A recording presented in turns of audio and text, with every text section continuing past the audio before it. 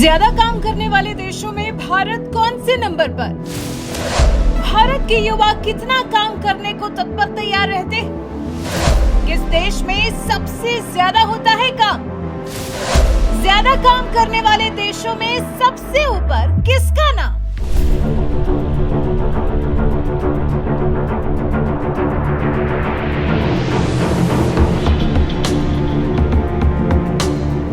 इन्फोसिस के फाउंडर नारायण मूर्ति के युवाओं को 70 घंटे काम करने की सलाह पर चर्चा भी पूरी तरह से खत्म भी नहीं हो पाई थी।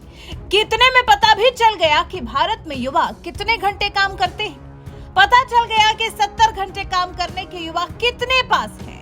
पता चल गया है कि इस दुनिया में कौन से देश में लोग 70 घंटे या उससे ज्यादा या उससे कम काम करते हैं। किस देश को लेकर बाकी देशों की तुलना में सबसे ज्यादा काम करते हैं, क्योंकि वैसे तो विश्व में सर्वाधिक उत्पादक देशों में काम के घंटे 40 से भी कम हैं। अब देखते हैं भारत में कितने घंटे काम करते हैं युवा।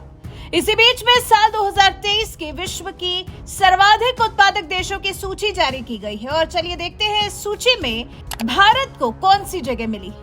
चलिए दुनिया में सबसे ज्यादा वर्किंग आवर्स वाले देशों की सूची पर एक नजर डाल लेते हैं।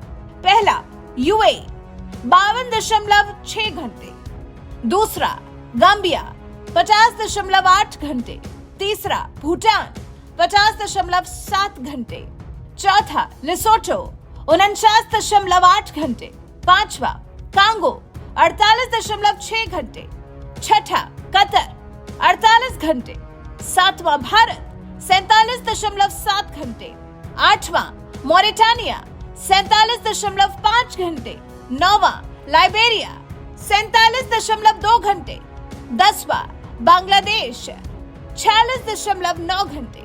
ये तो हो गई हफ्ते में कौन से देश में कितना काम होता है इसकी जानकारी। अब साल भर में देखते हैं कि आखिर कौन से देश में साल भर में सबसे ज्यादा काम होता है। किस देश में साल भर में सबसे ज्यादा उत्पादक क्षमता दिखती है?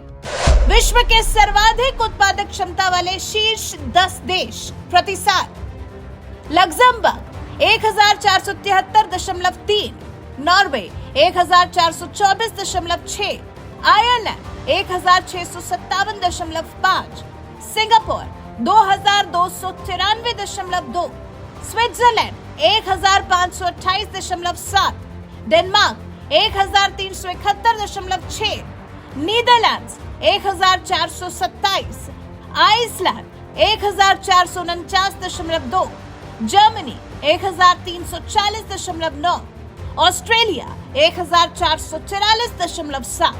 तो कुछ इस तरह से बढ़ रही है इन देशों की प्रोडक्टिविटी, क्योंकि एक साल में ये देश बहुत काम कर रहे हैं और फिर इन देशों में जाकर देखेंगे तो आपको लगेगा भी कि यहाँ के लोग वाकई काफी मेहनत कर रहे हैं। लेकिन अभी भी ये देश इन्फोसिस के मालिक नारायण मूर्ति की उम्मीदों पर खरे नहीं उतर सके हैं, क्योंकि अगर नारायण मूर्ति के हिसाब से देखें तो एक व्यक्ति को एक साल के एक हफ्ते में 70 घंटे के हिसाब से पूरे 3640 घंटे काम करना चाहिए।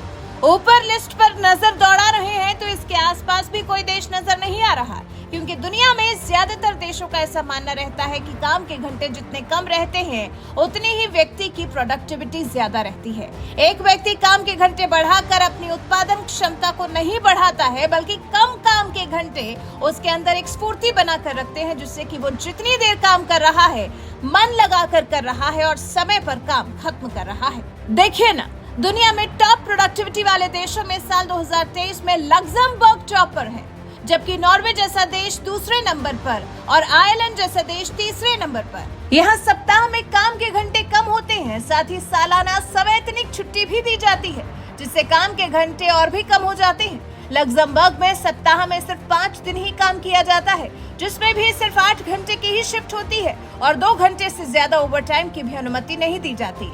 वहीं जिस तरह से भारत का प्रति सप्ताह औसत दुनिया में 7वें नंबर पर सबसे अच्छा है, वहीं बांग्लादेश, पाकिस्तान और चीन में तो ये औसत जैसे घटता चला जा रहा है।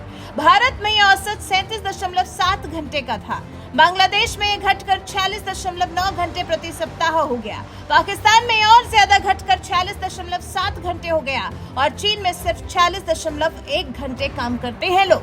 अब आप भी देखिए, समझिए और बताइए कि आप इन्फोसिस के मालिक नारायण मूर्ति के 70 घंटे के काम करने के विचार, हफ्ते में 70 घंटे काम करने की उनकी सलाह को कितना सही मानते हैं। वैसे इस बारे में अपनी राय हमारे साथ जरूर साझा कीजिएगा। हमें पता चलेगा कि हमारे देश के लोग आखिर हफ्ते या साल में कितने घंटे काम करने के इच्छुक हैं।